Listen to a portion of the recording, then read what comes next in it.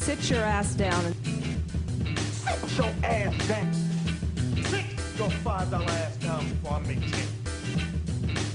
Man, sit your ass down. We are back with the Sit Your Ass Downs. Yes! That's one of my favorites, right? Alright. Let's jump into It's it. another one. I can't think of the name of it. Okay. First, Sit Your Ass Down. Brandon's boy. I know we've been kind of dodging this one all podcasts. But Ted Cruz. Ted Cruz needs to come to the front of the congregation and sit his ass down. We give people the credit for being stupid. Let me tell you why I credit Ted Cruz. Sorry. Ted Cruz. You said Chad Cruz? Yeah. I got the C and the T mixed up. But either way. So you gotta do something about that speech impediment. Ted Cruz. While going on and bemoaning President Biden's decision for the U.S. to rejoin the Paris agreements, which he signed his back up for this week, The best climate agreement. Cruz said he's more interested in the views of the citizens of Paris than in the jobs of the citizens of Pittsburgh. Freaking idiot. End quote. Freaking idiot. This agreement will do little to affect the climate change and will harm the livelihoods of Americans. End quote. Now, Ted. No, we about to say something? Hold on. Let's break them down. Let's break them down. The reason he's getting sit your ass down. Give her a shot. Hold on. Do you want this one? I just want to say this one thing. Okay, please go ahead. I don't know if Ted is noticing that climate change is a serious thing. We live in Michigan. Oh, you want to take it down? And have not gotten probably over 3 inches of snow. It snowed on Christmas. We usually be up to our calves in snow. It snowed. I feel you. My family. I hear you, but I'm going the other way. One of the reasons my family moved to Texas was to get away from the freaking cold and snow. And you know what it did in Texas? It snowed. So if you can't tell me climate control and that we don't need that piece to help combat climate control. I hear you, and I agree with you. But I'm going on the more literal angle with Ted Cruz. Ted, I can't stress this enough, Ted. The reason it's called the Paris Accords is because it's signed in Paris. That's where I'm going. By many nations. This has shit really to do with Paris itself. They just have the name. You ever go to, I don't know, California Pizza Kitchen? You can have it here in Michigan. It's just named like IKEA. IKEA is a Swedish company, but they have some in the United States. With all those directions. Kawasaki. I don't know. The motorcycle. My wife Toyota is currently wearing New York and Company. Emma? She's not in New York. It's just called the Paris Accords because you go to Paris to sign the paper. He does. He says that. You're right about that. I agree. I agree 100% with that. And then, my babe, you're a politician. You should know these things. And then, no, we think he should know it. We think he should. It is your job. If you're representing the people, you're supposed to know these things. You put too much faith in it. And then, if it was me and you, we would know it. You think they should. And you would think. Now, since Ted from Texas, he's a representative of Texas. Texas Ted. Speaking on behalf of the people in Pittsburgh, that's why I said he gave one last Trump. Another good reason. One last love letter to Trump. I was talking about it, yeah. You're right. You are a representative of Texas. You're right. Ted, I'm no historian, but I was alive 2 weeks ago. Didn't you just try to suppress the votes of the entire state of Pennsylvania, which Pittsburgh is in? Man, if you don't sit your ass down. He Canadian. Oh, we didn't even get that far. Yeah, yes. The short answer is yes. He is Canadian. I really can't stay that long. That's what I said. I cannot. I want to move along for those reasons. He Canadian. For that instance right there, Ted Cruz, man, sit your ass down. Okay. All right, next, sit your ass down. My wife's favorite. And his name is Raphael. It tickled my wife. Next, sit your ass down. Go to Joe Exotic. Because it tickled my wife. That's funny. This tickled my wife. Go ahead. Now, we talked about this earlier in the podcast. Carol Baskin, you beat. Trump gave out 143 pardons. He didn't get one. And he knew in his soul he was getting one. This fool even rented. He rented a limo. A limousine. And a makeup artist. A stretch artist. limousine. for hair and makeup. He did it. He got a stylist too. And he said, look, I don't need nobody to see me without my hair straight, without the limo and everything else with the pardon. Spent all that money. Spent all that money and did not get a pardon. Joe. And then, the day after, he said, he looked at the camera wholeheartedly. You know what, guys? He's come to the conclusion that Trump didn't rock with me, and I guess I'm just too gay to get a pardon. I'm pretty sure he ain't. Joe, I don't think that was the reason, Joe. Hey, Joe, I really don't think that was the reason. Joe, there's many reasons you didn't get a pardon. You ain't tried to kill somebody. Joe, let's sit your ass down. This next one, I'll try to make this as quick as possible. But goddamn it, he tried his hardest for sit your ass down this week, and he was successful. Mike Lindell. Oh, my pillow. Oh, my pillow.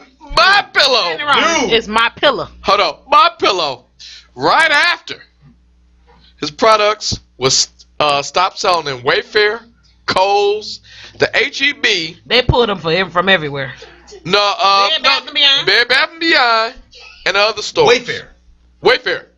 They asked him straight up, hey, look, what do you have to say about this? Because, you know, your pillows got pulled because you had a part in the insurrection. You came to Trump talking about martial law, this great camera, this 8K camera caught it. How they zoom in on their paperwork is... That's just a good... Hey, that's that 8K camera, man. That's just a kick-ass camera. They do it with the NFL games.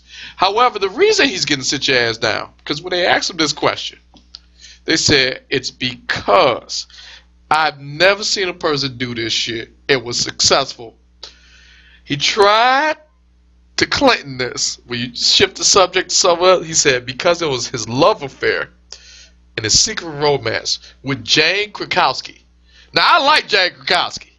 That's the chick. 30 Rock, Kimmy Schmidt. Okay, not yet. Or if you... Now Why I keep thinking about Allison Janney? I know that's not. No, Ally McBeal. She was in Ally McBeal. Jane Krakowski.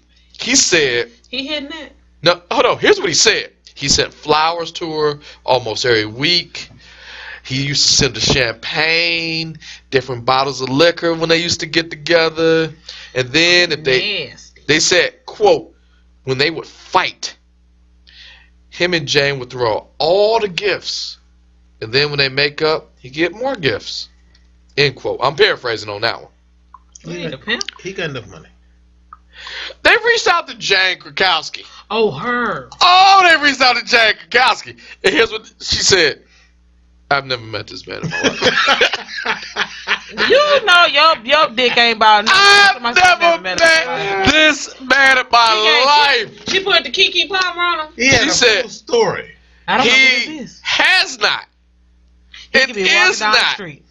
I've never had a relationship with him, platonic, romantic, or otherwise. I don't know him. And then they went back to Mike. What do you have to say about this? He said, although it's true, talk about it. I have never heard of Jane Krakowski. My commercials aired on the same channel that her shows was on. Then he can go to hell. I agree. Expeditiously. End quote. Just because my commercials air on a channel, you're on. I don't know you. This nigga made up a whole. All right, look. Early in this podcast, I talked about me and Katy Perry. I had an instance where we was at least in the same building. At least many times I've been to other Katy Perry concerts. We've been in the same building. Man. I've said it straight up. I don't know her. And I did not answer the, hey, come over here thing. I should have. I don't know if I should have. I don't know what I'm thinking. This motherfucker built a full-fledged fantasy. Yeah, fantasy is a good word. Fantasy. And then, when they asked him, you know what, it's true, I never met her. But I feel, since we on the same channel, because my commercials come on his. How do you do that? Oh, that's such a far cry. Like, how do you do that? At least I like to put myself in other people's shoes. Do you do just so I can feel like I'm them. Like, how do you do that though? At least I got Troy and Kyrie. We did actually move boxes. I at least got that. This motherfucker bought fictional bottles of champagne. Mike Lindell, if you don't sit your ass down. For Coochie, he imagined he got. There are several other reasons I like to sit his ass down though. Same. All right. Still, Respect. Just for this one. I don't want to hold the show up. I'm just saying. There's several reasons I like to sit his ass The next sit your ass down. Go to Guy Riffit. Guy Riffit. down. You don't know who this is. I'll tell you who Guy Riffit is. Tell me who it is. Guy Riffit is one of those people who stormed the Capitol who didn't get a pardon. Is that the white? Well, He is a white guy. I was about to say the white guy. He is a white guy. I was about to say the white guy in the red hat. But he did go home. I need to narrow that down. And when he went home with his Trump hat after storming the Capitol, he looked at his kids. And this is irony at its fullest. He said, "Hey, kids, wife, you better not turn me in. Because if you do that, you a traitor." Yeah, sit your ass down. Yeah, see, God. Oh, and wait, there's more. He said, "You a traitor?" And you know what happens to traitors? Traitors get shot. And he made this threat to his kids. Guy, okay, let's really break this down. It's irony that you say this is because if you're storming the Capitol for a reason that's not patriotic, first of all, you shouldn't be storming the Capitol in the first place. No, you shouldn't. But if you're storming the Capitol, doesn't that kind of sort of makes you a traitor to your own country? Yeah. You're not doing it in the honor of your country. You're doing it in your own interest. So yes, you are a traitor at that point. You're doing it for the glory of Trump, and you said traitors get shot. Ironically enough, you wasn't shot. So that's almost like, and this is the crazy part of it. He told his daughter, quote, "I will put a bullet through you and that phone if you tell your friends your dad was at the Capitol," end quote. My man.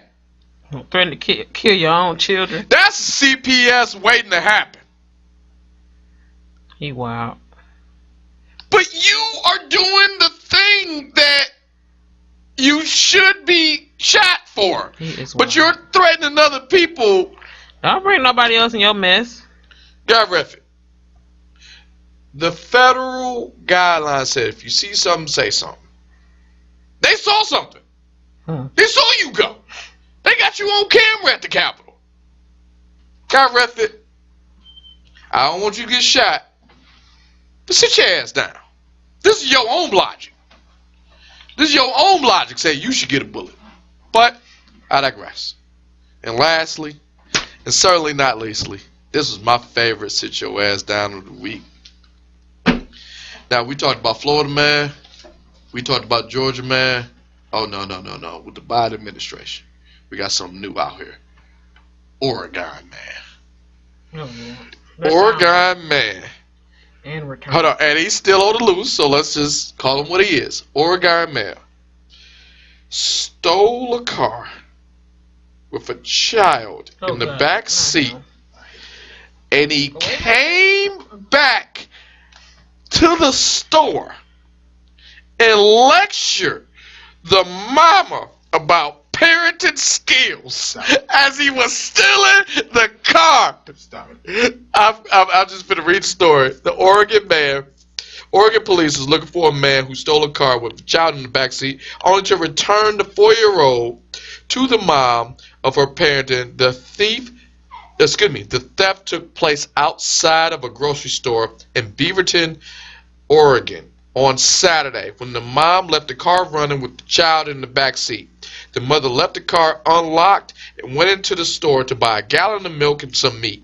The thief happened to walk by and see this unlocked car with the engine running, hopped into the car, drove around the corner only to realize the 4-year-old was in the back seat. He pulled back into the parking lot and waited on the mother, but not without scolding her. Quote, he actually lectured the mother for leaving the car and threatened to call the police on the mother. That is a real story. End quote. I'm gonna look that up. A Beaverton police spokesman says the thief ordered the mom to take the child before successfully driving off in the car he stole. And he still stole her car. Yes. The mom was quoted to say, obviously, we're thankful that he brought my little one back to me. He's white. And he had the decency. Of course it's white people. So, yeah. I mean, it's black people in the work. Do I even have to go while this is sit your ass down? No, nigga. Because then that's not the hours that Yeah, that's what I'm getting at. So you took the kid back and still stole the lady car. And you told her off. All right, look, I'm still in this car, but god damn it. Yep, Be a better parent. Who the fuck leaves a 4-year-old in the car? House. By the way, I like this car. I really like this car. It's mine now. It is now mine. This is a penance for leaving your kid in this car. Oregon man, I like your style, but please Today and forever. sit your ass down.